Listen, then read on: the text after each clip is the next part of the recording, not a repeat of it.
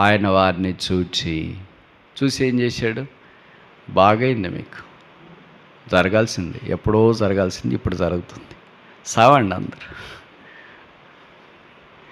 మనం అంటే అలాగే వింటాం కదా. వారి యుద్ధకు వచ్చి ఫియర్ నాట్, ఇట్స్ ఐ, భయపడుకుడి నేనే. మన అక్కర, మన ఇబ్బందులు, మన వెల్త్, మన కొరత, మన కొదువులు ఇవన్నీ ఆయన చూసుకునే దేవుడని వాక్యంలో మనకు కనిపిస్తుంది. ఇది ఎక్కడ దొరుకుతుంది? ఆన్లైనా, ఆఫ్లైనా? అమెజానా, ఫ్లిప్కార్టా? ఎక్కడ?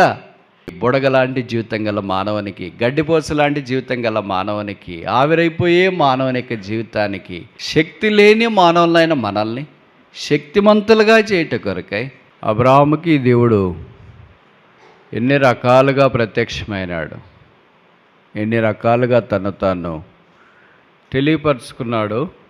ఒక 5 విషయాలు మనం చూడటానికి ప్రయత్నం చేస్తాం.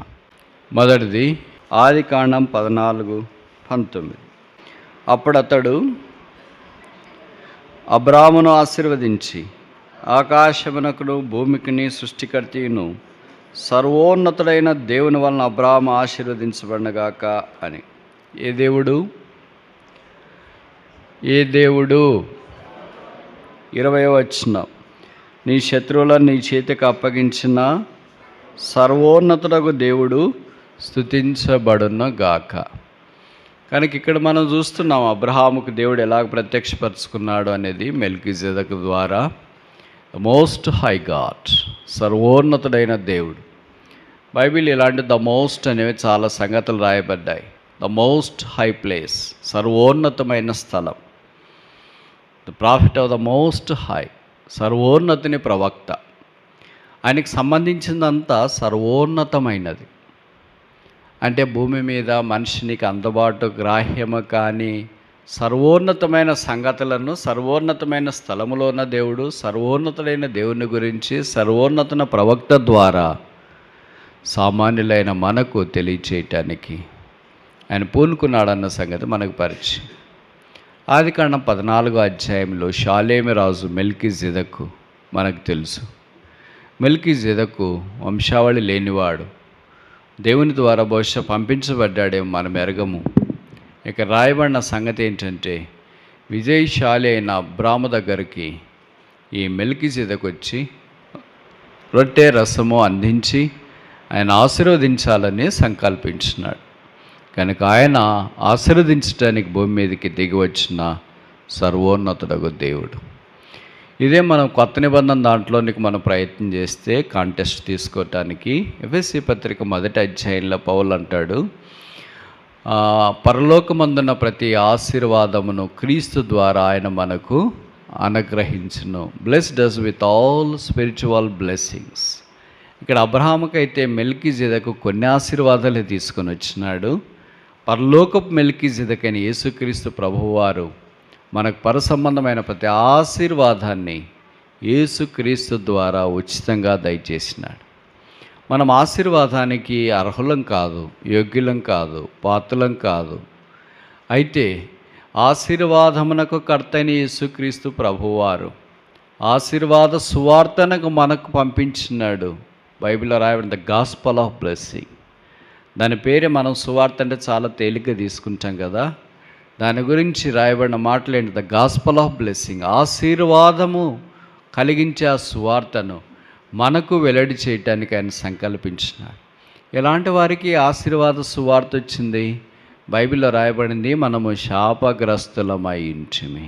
వి వర్ కర్స్డ్ పీపుల్. రోమపత్రిక 5వ అధ్యాయంలో చెప్పబడింది, దేవుడు మన ఎడల తన ప్రేమను వెల్లడిపరుచున్నాడు. ఎట్లనగా మనం ఇంకా భక్తిహీనమై ఉండగా, బలహీనమై ఉండగా, పాపలమై ఉండగా, దేవునికి శత్రువులమై ఉండగా యుక్తకాలమైన క్రీస్తు యేసు మన కొరకై చనిపోయాను. శాపగ్రస్తుల కొరకు ఆశీర్వాదమున కారకుడికి చనిపోతాడా?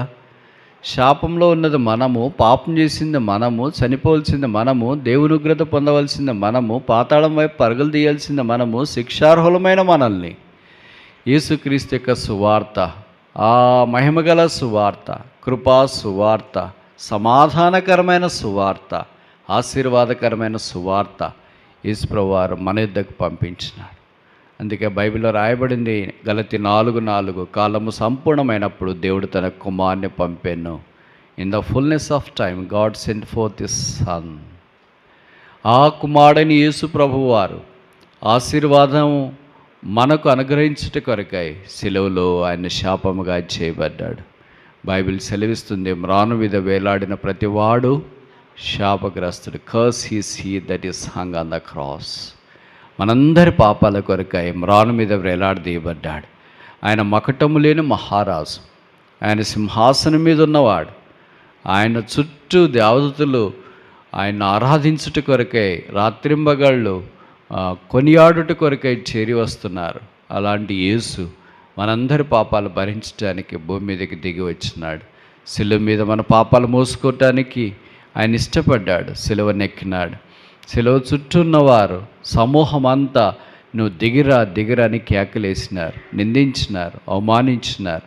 అయితే బైబిల్ సెలవిస్తుంది, యేసు నోరు తెరవలేదు. అది ఆయన సిలువలో నుండి దిగి వచ్చింటే ఇది మనం ఆ సిలువ ఎక్కాలా. యేసు ఆ దినాన నిందలు భరించకుండా ఉంటే ఇది మనం ఆ నిందలు భరించాలా. యేసు ఆ దినాన్ని శాపగ్రస్తుడిగా చేయబడకుండా ఉంటే ఇది మనం శాపగ్రస్తులమై ఉండవలసింది. యేసు ఆ దినాన మన పాపాల కొరకై చనిపోకుండా ఉండంటే ఇది మనము శిక్షార్హులమై ఉంటుంది.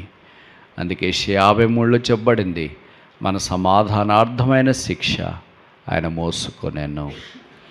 ఆయన శిక్ష ఇవ్వటానికి సమర్థుడు కానీ శిక్ష పొందటానికి కాదు. అయితే మన శిక్ష ఆయన భరించినాడు. అందుకే రోమా 8:1 రాయబడుతూ వచ్చింది, కాబట్టి క్రీస్తు యేసునందున్న వారికి ఏ శిక్ష లేదు. ఎన్ని శిక్షలు ఉన్నది తెలుసు కదా?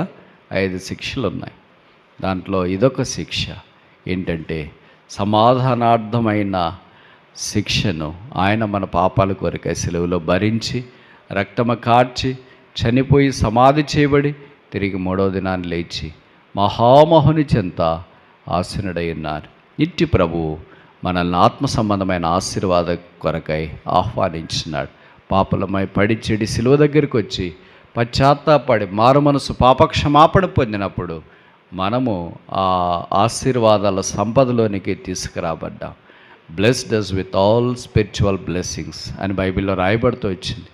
ఆత్మ సంబంధమైన ప్రతి ఆశీర్వాదం ఎన్నున్నాయో తెలియదు, కౌంట్లెస్, అసంఖ్యాకమైన అనంతమైన ఆశీర్వాదాలకి యేసు ద్వారా ఆయన మనల్ని వారసులుగా చేశాడు. అబ్రహాం అయితే భూ సంబంధమైన ఆశీర్వాదాలకు వారసుడిగా చేయబట్టానికి సర్వోన్నతుడైన దేవుడు ఆశీర్వదిస్తబోతున్నాడని మెల్కీసెదెకు అన్నాడు. మెల్కీసెదెకు కంటే గొప్పవాడు యేసుక్రీస్తు ప్రభువు మనల్ని సమస్త పరసంబంధమైన ఆశీర్వాదాలకు వారసుడిగా చేశాడు. రెండవది చూస్తామా? ఆదికాండం 17వ అధ్యాయం, జెనసిస్ చాప్టర్ 17 verse 1. ఆదికాండం 17వ అధ్యాయం 1వ వచనం. అబ్రాము 99 ఏండ్ల వాడైనప్పుడు యెహోవా అతనికి ప్రత్యక్షమై, నేను సర్వశక్తి గల దేవుడను, నా సన్నిధిలో నడుచు, నిందారహితుడు అయి ఉండము. అబ్రహాము దేవుని సన్నిధిలో కనపడటానికి సిద్ధపడ్డాడు. ఇప్పుడు అబ్రహాముకు దేవుడు ఎలాగో ప్రత్యక్షమయ్యాడో చూడటానికి ఆరంభించిన. మొదటిది సర్వోన్నతులకు దేవుడు, ద మోస్ట్ హై గాడ్. ఇప్పుడు రెండవది 17వ అధ్యాయం 1వ వచనం ప్రకారము ద ఆల్మైటీ గాడ్, సర్వశక్తి గల దేవుడు. ఆయన శక్తి అపరిమితమైనది. ప్రతిదానికి శక్తి ఉంటుంది, కొలిచేది ఉంటుంది, క్యాలరీస్ అంటారు. పవర్ ఉందనుకో, దాన్ని కూడా కొలిచేది యాడ్స్ ఉంటాయి. ప్రతిదాన్ని కొల్చడానికి సాధనం ఉంటుంది, దాన్నే కొలబద్ద అంటారు. పొడవు ఎంత అంటే ఏదో చెప్తాం, 40 అడుగులు. వెడల్పు ఎంత అంటే చెప్తాం, ఎత్తు ఎంత అంటే చెప్తాం. వీటన్నిటికి కొలతలు ఉన్నాయి. కొలతలు లేని శక్తి యేసుక్రీస్తు ప్రభువుది. మామూలుగా పవర్ అంటేనే ఫిజిక్స్ వాళ్ళకి యూనిట్స్ అనేది ఉంటుంది. This power, almighty power has no units. ఆ సర్వశక్తిని యొక్క శక్తిని కొలవటానికి ఏ సాధనం, ఏ ఆయుధము మీ యాపిల్ వాచ్లో కూడా ఏమి లేవు. It's beyond the units. అది కొలవటానికి వీలు లేనంత గొప్ప శక్తి. అందుకని ఆయన శక్తిమంతుడని, అధిక శక్తిమంతుడని బైబిల్లో రాస్తూ వచ్చిన పౌలు అపోస్తలుడు ఆ శక్తిని ఎరిగి ఎఫెసీ పత్రికలో చాలాసార్లు ఆ పదాలు వాడుతూ వచ్చినాడు. ఉదాహరణకు మీకు కొన్ని చెప్తా నేను. మనలో కార్యసాధకమగు తన చెప్పండి శక్తి మీరు చెప్తుంటే మీకు అర్థమవుతుంది అని అనుకుంటా. మీరు చెప్పకపోతే నాకేమనిపిస్తుంది అంటే అర్థం కావట్లేదేమో, లేదా అంత అర్థమైందేమో అనిపిస్తుంది. మనలో కార్యసాధకమగు తన శక్తి చొప్పున. కనుక ఆయన శక్తిమంతుడు, వారిని తప్పించుటకు శక్తిమంతుడు. Now is able to keep us from falling. సమర్థుడు అని తెలుగు పదము ఒకటి వాడబడింది, శక్తి గలవాడు అని ఒక్కసారి వాడబడింది. ఆయన అధిక శక్తి గలవాడని కీర్తనలో కూడా మనం చూస్తాం. ఆయన శక్తిని మనం వివరించడానికి నోరు ఇవన్నీ చాలదు. కనుక అలాంటి శక్తి కలిగిన ప్రభువారు అబ్రహామునకు ప్రత్యక్షమై ఆయన శక్తి ఏమో తెలియచేయాలని సంకల్పించిన. అందుకని ఆ శక్తిని అబ్రహాము వినియోగించుకున్నవాడై మృతతుల్యమైన శరీరములో నుండి ఇస్సాకు లాంటి వాడిని భూమి మీదకి తీసుకురావడానికి దేవుడు వాడుకుంటూ వచ్చినాడు. ఆ శక్తి మానవాతీతమైనది. దీనికే కొత్త నిబంధనలో చాలా పేర్లు వాడబడుతూ వచ్చినాయి.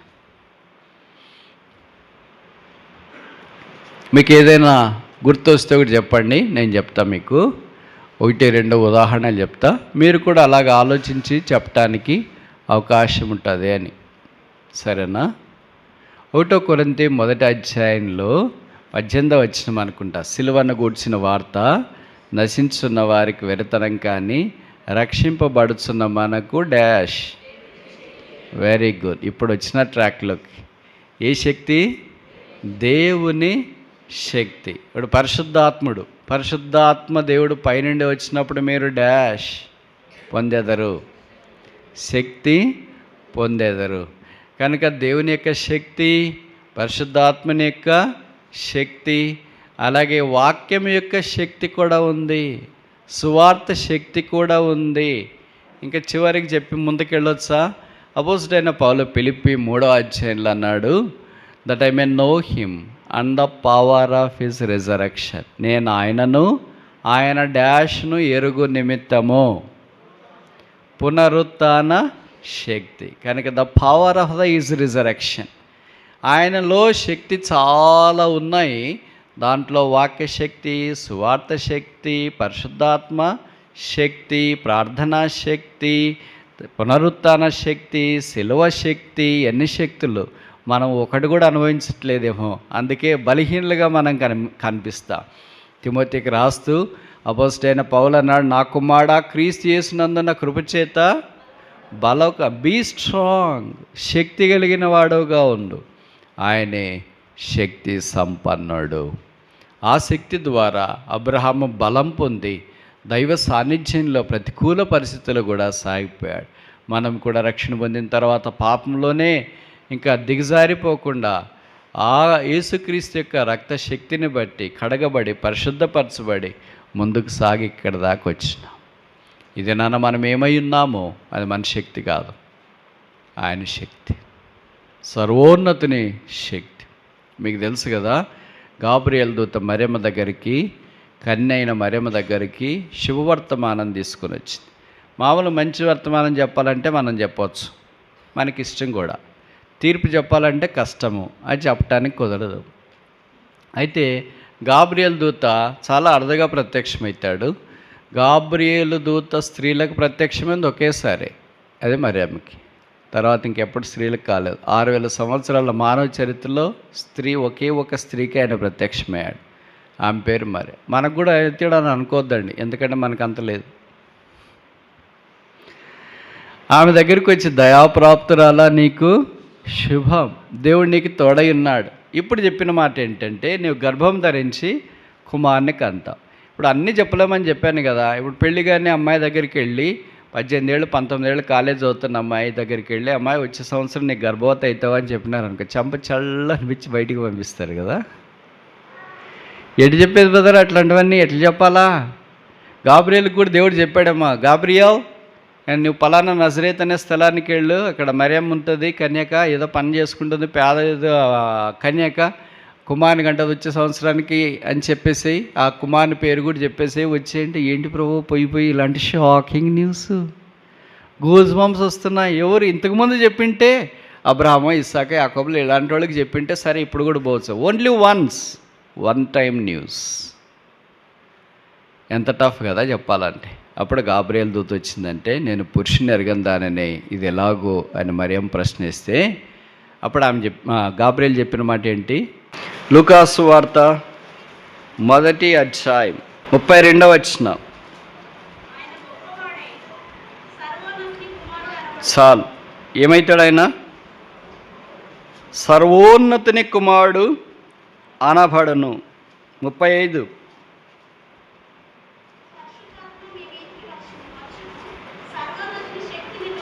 చాలు. ఏ శక్తి ఇది? అంత ప్రభువుకు సంబంధించింది, అంత సర్వోన్నతమైనది. పదాలన్నీ వింటున్నప్పుడు ఏం అనిపించట్లేదా మీకు? Most high God, most high place, most high power, most high priest, most high son, almost high. ఇంక అంతకంటే ఏం లేదు. మామూలుగా ఈ లోకంలో అంతా ద మోస్ట్ రైట్ రెవరెండ్ అంటారు. అంతకంటే ఇంకేం రైట్ రెవరెండ్ లేరు అని అంటారు. ఇక్కడ ప్రభు దగ్గరికి వచ్చేటప్పుడు బైబిల్లో మనం చూస్తున్నాం సర్వోన్నతుని శక్తి, the power of the most high God. ఆ యేసుక్రీస్తు ప్రభు సర్వోన్నతుని కుమారుడు, the son of the most high God. అలాంటి ఊహకు మించిన శక్తి కలిగిన దేవుడు, శక్తి లేని మానవులైన మనల్ని శక్తిమంతులుగా చేయట కొరకై శిలువ శక్తిని మన కొరకు అనుగ్రహించి చనిపోయి సమాధి చేయబడి పునరుత్థాన శక్తిని మనకు అనుగ్రహించిన. అందుకే అబ్రహాము నడిచి వచ్చినట్లు మనం కూడా యాత్రలు ఇంతదాకా నడిచి రావటానికి హేతువైంది. 3వ చూస్తామా? జెనసిస్ చాప్టర్ 22 మనకి 21:33 ఆది కాండము. జెనసిస్ చాప్టర్ 21 వర్స్ 33వ వచనం. అబ్రహాము బెర్షెబాలో ఒక పిచ్చుల వృక్షము నాటి అక్కడ ఏ దేవుడు? చూడండి, దేవుడు అబ్రహాం జీవితంలో రకరకాల పరిస్థితులను బట్టి రకరకాలుగా కనపరుచుకుంటూ వచ్చినాడు. మొదట ఎలా కనపరుచుకున్నాడు? సర్వోన్నతుడైన దేవుడు, ద మోస్ట్ హై గాడ్. రెండవది ఎలా కనపరుచుకున్నాడు? ద ఆల్మైటీ గాడ్, సర్వశక్తి గల దేవుడు. ఇప్పుడు మూడవది ఎలా కనపరుచుకుంటున్నాడు? Eternal God, everlasting God. ఆయన పేరే నిత్యుడగు దేవుడు. అందుకే యెషయా 9:6 కూడా మనం చూస్తాం కదా, ఆశ్చర్యకరుడు, ఆలోచనకర్త, బలవంతుడైన దేవుడు, నిత్యుడగు, ఎవర్ లాస్టింగ్ ఫాదర్. ఆయనకు సంబంధించినవన్నీ నిత్యమైనది. మనకిచ్చిన రక్షణ కూడా ఎలాంటిది? హెబ్రీ పత్రికలో మనం చూస్తాం, యేసుక్రీస్తు ద్వారా నిత్య రక్షణ అనుగ్రహించింది, ఎవర్ లాస్టింగ్ ఎటర్నల్ సాల్వేషన్. ఆనందం ఎలాంటిది? వారి తలల మీద నిత్యానందం ఉండును. రాజ్యం ఎలాంటిది? నిత్య రాజ్యం. జీవం ఎలాంటిది? నిత్య జీవం ఇచ్చట కొరకు ఆయన వచ్చినాడు. అంత నిత్యమే. ఎవరికి? 70 ఏళ్ళు 80 ఏళ్ళు బతికి తర్వాత భూమిలో మంటికి మన్నైపోయి గుర్తులు లేకుండా వెళ్ళిపోయాయి. బుడగ లాంటి జీవితం గల మానవునికి, గడ్డిపోస లాంటి జీవితం గల మానవునికి, ఆవిరైపోయే మానవుని జీవితానికి అక్షయుడు, నిర్మలుడు, వాడబారని వాడు, సకల ఆశీర్వాదములకు మించిన వాడు కాలము సంపూర్ణమైనప్పుడు మన కొరకై క్షయమైన ఈ లోకానికి దిగివచ్చి క్షయమైన మన కొరకై నిత్యుడగు దేవుడు సెలవులో బలిపీఠముగా లేదా బలిగా, దహన బలిగా చేయబడుతూ వచ్చినాడు. ఇప్పుడు మనల్ని ఏం చేసినాడంటే నిత్యరాజ్యమునకు వారసులుగా చేసినాడు. అందుకే బైబిల్లో రాయబడుతుంది కదా, వారు దేవుని కృపను పొంది నిశ్చలమైన రాజ్యం, చలనము లేని రాజ్యం, నిత్యమైన రాజ్యం, నిత్య జీవము. నేను నిత్య జీవం ఇచ్చుట కొరకే భూమి మీదకి దిగి వచ్చి తిని. యోహాను 3:16 మనకు తెలుసు కదా, దేవుడు లోకమును ఎంతో ప్రేమించను కాగా తన అద్వితీయ కుమారుని యందు విశ్వాసముంచు ప్రతివాడు నశింపక ఏ జీవం. ఇది ఎక్కడ దొరుకుతుంది? ఆన్లైనా, ఆఫ్లైనా? అమెజానా, ఫ్లిప్కార్టా? ఎక్కడ? యేసు శిలువ దగ్గర. మా మానవునికి దేవుడు జీవము కలిగిన మానవునికి నిత్య జీవం ఇచ్చుట కొరకై భూమి మీదకి వచ్చినాడు. అందుకే ప్రభువారి భూమి మీద ఉన్న దినాలు అన్నాడు, నా యందు విశ్వాసం ఉంచిన వాడు నిత్యజీవము గలవాడు, వాడు చనిపోయిన నేను తిరిగి లేస్తా. నిత్యుడగు దేవుడు అనిత్యమైన మన కొరకు నిత్యమైనవన్నీ అనుగ్రహించడానికి వచ్చినాడు. అందుకే కనబడేవంట క్షయమైనవి అనిత్యములు, అక్షయమైనవి. ఈ వాక్యం మీకు తెలుసా? తెలియదు కదా. చూడండి, అయితే తెలియకపోతే చూడండి. అన్నీ అలాగ చెప్తే అన్ని బ్రదరు వాక్యాలు చూడమంటాడేమో అని అనుకుంటారేమో.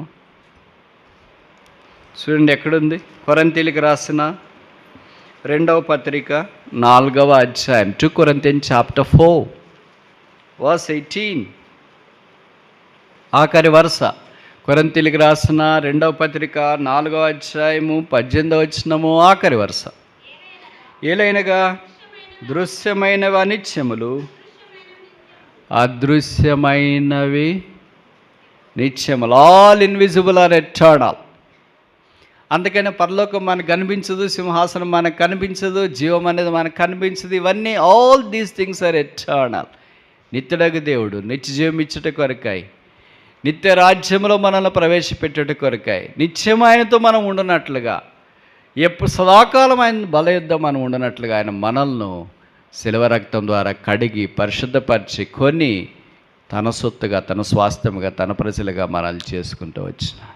కనుక అబ్రహాము నిత్యుడైన దేవుడికి బలిపీఠం కట్టాడు. మనమైతే కొత్త నిబంధనలో నిత్యుడైన దేవుడు మన కొరకే శిలువనే బలిపీఠాన్ని ఎక్కి నిత్య రాజ్యమునకు వారసులుగా మనల్ని చేసి నిత్య జీవంతో మనల్ని నింపాడు. 4వ చూస్తామా?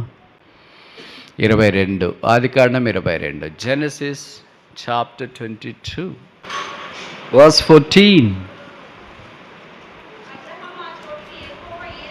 చాలు, అబ్రహాము ఆ చోటికి యెహోవా ఈరే. దీనికి ఏం పేరు పెట్టాలా? చూచుకొను దేవుడు, ద గాడ్ దట్ సీయత్. మనల్ని చూస్తాడు. ఎలాగ చూస్తున్నాడు? మన అక్కర, మన ఇబ్బందులు, మన వెల్తి, మన కొరత, మన కొదవలు, ఇవన్నీ ఆయన చూసుకునే దేవుడు అనే వాక్యంలో మనకు కనిపిస్తుంది. చూచే దేవుడు. హాగర్ పేరు పెట్టింది. తాను నీటి బుగ్గ కలిగిన స్థలానికి బెహర్లోయ అని పేరుంటే ఆమె చూచుచున్న దేవుడవు నీవే. అందుకే మనకి ఒక ప్రార్థనలో ఒక పాట కూడా ఉంటుంది అనుకుంటా. హాగర్ను చూచిన కన్నులు దాదిని పోలి కాచెను, మొదమున తన చిత్తము తెలుపును పదిలముగా ప్రభు కన్నులు. హాగర్ను చూసిన కన్నులు ఇది నన్ను మనల్ని కూడా చూస్తున్నాయి. అందుకే మన యొక్క దీనస్థితిలో ఆయన మనల్ని జ్ఞాపకం చేసుకొని చూచి కాలము సంపూర్ణమైనప్పుడు మనల్ని ప్రేమించి మన దగ్గరికి వచ్చి, మనమైతే కష్టాలు ఉన్న వాళ్ళని చూసి దాడిపోతాం. కొన్నిసార్లు ప్రార్థన చేస్తాం, ధైర్యంగా ఉండండి అని చెప్తాం. ఇంకా కొన్నిసార్లు ఏదైనా మనకి సహాయం తోస్తే ఒక పూట భోజనం పెడతాను, లేకపోతే ఏదైనా చిన్న సహాయం చేయడానికి ప్రయత్నం చేస్తాం. కానీ ఇక్కడ దేవుడు అలాగా చూచి ఎలాగ పోయినాడు మీ అందరికీ తెలుసు కదా. లూకాసు సువార్తలో ఒక దొంగల చేత కొట్టబడి కొరప్రాణంతో విడిచిపెట్టబడిన వ్యక్తిని మిగతా వాళ్ళంతా చూసిపోయారు. లేవి వచ్చినాడు చూశాడు, యాజకుడు వచ్చినాడు చూశాడు, ఈ సమరయుడు వచ్చి ఏం చేశాడు? చూసి మనం అది ప్రార్థన చేస్తాం, వాళ్ళు టేక్ కేర్ బై అని చెప్పేసి వెళ్ళిపోయాడా? బైబిల్లో రాయబడింది, చూచి జాలిపడి వాని దగ్గరికి వెళ్ళి వానికి ప్రథమ చికిత్స ఫస్ట్ ఎయిడ్ చేసి గాయాలన్నీ కట్టి తన వాహనం మీద ఎక్కించుకున్నాడు. వాహనం అయింది అంటే 108. అర్థమవుతుందా మీకు? అంబులెన్స్. ఈయన ఎప్పుడు వాహనంతో పోతున్నాడు. ఎందుకంటే దారిలో కనిపించే వాళ్ళంతా వాహనం యొక్క అక్కరగా కలిగిన వాళ్ళే, కొరప్రాణంతో విడువబడిన వాళ్ళే. అందుకే తన వాహనం మీద ఎక్కించుకొని, ఎవరైనా వాళ్ళ వాహనం మీద ఎక్కించుకుంటారండి సాధారణంగా. ఇలాంటి కేసులు కావాలంటే మనం ఆటో పిలిపించి ఆటోలు ఎక్కించి పంపిస్తాం, కానీ తన వాహనం మీద ఎక్కించుకో. ఆయన వాహనం మీద తీసుకొని పుట్టకోళ్ళు వాని ఇంటికి వెళ్ళి తర్వాత అక్కడ చేర్చి కొంత ఆయనకు డబ్బు ఇచ్చి నువ్వు చూసుకో, మళ్ళీ వచ్చిన తర్వాత ఏమైనా తక్కువ వస్తే నేను ఇస్తానని చెప్పి వెళ్ళిపోయాడు. ఆయన రాబోతున్నాడు. శిష్యులు తుఫాన్లో కష్టపడి వెళుతూ ఉన్నప్పుడు రాత్రి తెల్లవారుచుండగా ఆయన వారిని చూసి ఏం చేశాడు? బాగైంది, మీకు జరగాల్సింది, ఎప్పుడో జరగాల్సింది ఇప్పుడు జరుగుతుంది, సావండి అందరు. మనం అంటే అలాగే వింటాం కదా, ఒక్కోళ్ళు ఒక్కో రకంగా చేస్తారు. 12 మంది 12 రకాలుగా చేస్తారు. అసలు నేను పరిచయం చేసుకోవాలన్నా లేదా? నేను పరిచయం చేయడానికి ఈ భూమి మీదకి వస్తే ఒకళ్ళేమో డబ్బులు పట్టుకుని తిరుగుతారు, ఒకళ్ళేమో లెక్కలేస్తూ తిరుగుతారు, ఒకళ్ళేమో గట్టిగా మాట్లాడుతూ తిరుగుతారు, ఒకళ్ళేమో ఇలాగ తిరుగుతారు. ఈ 12 మంది 12 రకాలుగా తిరుగుతారు. పరిచయం ఎలాగైతుంది? దెబ్బకి సెట్ అయిపోయారు, అందరూ సావండి అన్నాడా? బైబిల్ రాయబడుతుంది, ఆయన చూచి వారి యుద్ధకు వచ్చి ఫియర్ నాట్ ఇట్స్ ఐ, భయపడుకుడి నేనే. వాళ్ళు ఆయన్ని చూసి దేవుడు మనకి ఎట్ట కనిపిస్తాడంటే దయ్యం మాదిరి కనిపిస్తాడు. భూతం అనుకొని కేకలేశారు. మనం ఎలా కష్టాల్లో ఉన్నప్పుడు దేవుడు ఎలా కనిపిస్తాడు? భూతం మాదిరి కనిపిస్తాడు. అందుకే అంటారు కష్టాల్లో ఉన్నప్పుడు మనుషులు, దేవుడు ఎక్కడ ఉన్నాడండి, ఉంటే ఇన్ని కష్టాలు ఎందుకు వస్తాయి, మాకే రోగాలు వస్తాయి, మాకే అప్పులు వచ్చినా, మా ఆయనే చనిపోయాడు, మా ఆవిడే చనిపోయింది, మా పిల్లలాగా అయిపోయారు, అందరూ బాగున్నారు, అందరు పిల్లలు బాగున్నారు, అందరు భర్తలు అందరు భార్యలు అందరూ బాగున్నారు, మేమే బాగలేదు, దేవుడు ఎక్కడ ఉన్నాడండి అంటే ఆయన వాళ్ళకి భూతం దయ్యం మాదిరి కనిపిస్తూ ఉంటాడు.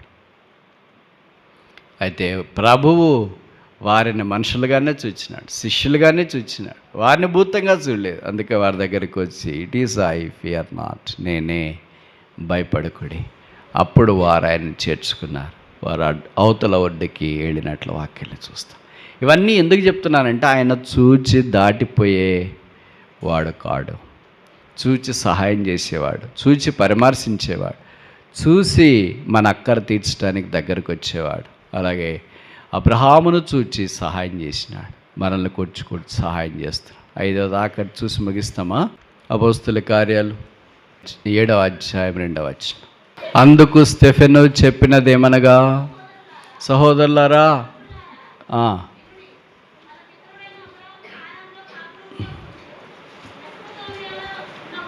మహిమ గల దేవుడు, గాడ్ ఆఫ్ గ్లోరీ, ఆయన పేరే మహిమ, ఆయన దేవుని యొక్క మూర్తిమంతమైన మహిమ, గాడ్ ఆఫ్ గ్లోరీ. ఆయన పేరే మహిమా స్వరూపి, ఆయన మహిమ గలవాడు. మనం పాపాన్ని బట్టి మహిమను కోల్పోతేమి. రోమపత్రికలో పౌలు రాస్తున్నాడు కదా, అందరినూ పాపం చేసి దేవుడు అనుగ్రహించిన మహిమను పొందలేకపోయిరి అనే దాన్ని మనం సరిగా అర్థం చేసుకోలేమని ఇంగ్లీష్ బైబిల్లో రాశారు. All have sin and come short of the glory of God. ఆయన మహిమకు తక్కువ వచ్చిన, ఎంత తక్కువ వచ్చిన వాళ్ళకి ఇప్పుడు ఏం చేయాలా? దానికి తీసుకురావాలంటే ఏం చేయాలా? గ్రేస్ మార్కులు కలపాలా? యేసుక్రీస్తు ప్రభువారు మనము తక్కువైనప్పుడు దేవుని మహిమకు మహిమాస్వరూపి మన కొరకై తన శిలువను ఎత్తుకొని వీధుల్లో, యెరూషలేము వీధుల్లో తిరిగి కల్వరి కొండలో శిలువ మీద వేలాడదీయబడి రక్తము కార్చి చనిపోయి సమాధి చేయబడి తిరిగి లేపబడ్డాడు. ఇప్పుడు మన దగ్గరికి మహిమగల సువార్త వచ్చింది, గ్లోరియస్ గాస్పల్. ఆ మహిమగల సువార్త నమ్మినాం. ఇప్పుడు ఎక్కడికి వచ్చినాము? గ్లోరియస్ చర్చ్, మహిమగల సంఘములోనికి వచ్చినాం. ఇప్పుడు ఏమైపోతున్నాము? ఓ దినాన్ని ఈ దీన శరీరాలు, వైల్డ్ బాడీస్, ఫిలిప్పీ పత్రిక 3వ అధ్యాయంలో, this wild body shall be converted into A glorious body. ఈ దీన శరీరం మహిమగల శరీరముగా మార్చబడుతుంది. ఓ దినాన్ని ఆయన మహిమతో రానయ్యున్నాడు. ఆ బూరధ్వని విన్న వెంటనే మనం క్షయమైన వారము అక్షయులుగా మార్చబడతాం. భౌతికమైన శరీరము ఆత్మ సంబంధమైన శరీరముగా మార్చబడుతుంది. బలహీనమైన శరీరం బలమైనదిగా మార్చబడుతుంది. ఇవన్నీ ఎలాగ జరుగుతాయంటే మిస్టరీ. పౌలు అన్నాడు, ఇది ఒక మర్మం. Nobody can explain this. ఇది మార్చబడతాం. ప్రభుతో పాటు సదాకాలం ఉండటానికి మనం కొనిపోబడతాం. మహిమరాజు సన్నిధిని మొకటదారులై ఆ మహిమారాజ్యంలో సదాకాలం ఉంటాం. పాపం చేత పడి చెడి అటు ఇటు తిరుగుతూ వీధుల్లో పడిపోయి దిక్కు లేకుండా పందుల కంటే కుక్కల కంటే ఘోరంగా జీవిస్తున్న పాపులమైన మనల్ని శిలువ రక్తం కడిగి శుద్ధీకరించి నిత్య మహిమకు వారసులుగా మనల్ని చేసింది. అబ్రహాముకు ఇలాంటి అనుభవం అక్షరానుసారంగా లేకపోయినా అబ్రహాము ఈ దేవుని యొక్క ప్రత్యక్ష తిరిగి ఆరాధించుట కొరకే పూనుకున్నట్లు వాక్యంలో మనం చూస్తున్నాం. అయితే కొత్త నిబంధనలోనికి వచ్చిన మనకు యేసు ప్రభు యొక్క శిలువ తెలుసు, ఆయన రక్త శక్తి తెలుసు, ఆయన మాన శక్తి తెలుసు, ఆయన పునరుత్థాన శక్తి తెలుసు, ఆయన తిరిగి లేచాడని మనకు తెలుసు. పాత నిబంధనలోని భక్తులే దేవుణ్ణి ఇంతగా ఆరాధిస్తే కొత్త నిబంధనలోనే మనం ఆ యేసుక్రీస్తుని ఇంకెంత ఆరాధించాలా? సర్వోన్నతుడైన దేవుణ్ణి, సర్వశక్తి గల దేవుణ్ణి, మూడవది నిత్యుడగు దేవుణ్ణి, చూచే దేవుణ్ణి, ఐదవది ఆఖరిది మహిమగల దేవుణ్ణి తమ ఆరాధనల సింహాసనం మీద ఆశీనుంచేదురుగాక.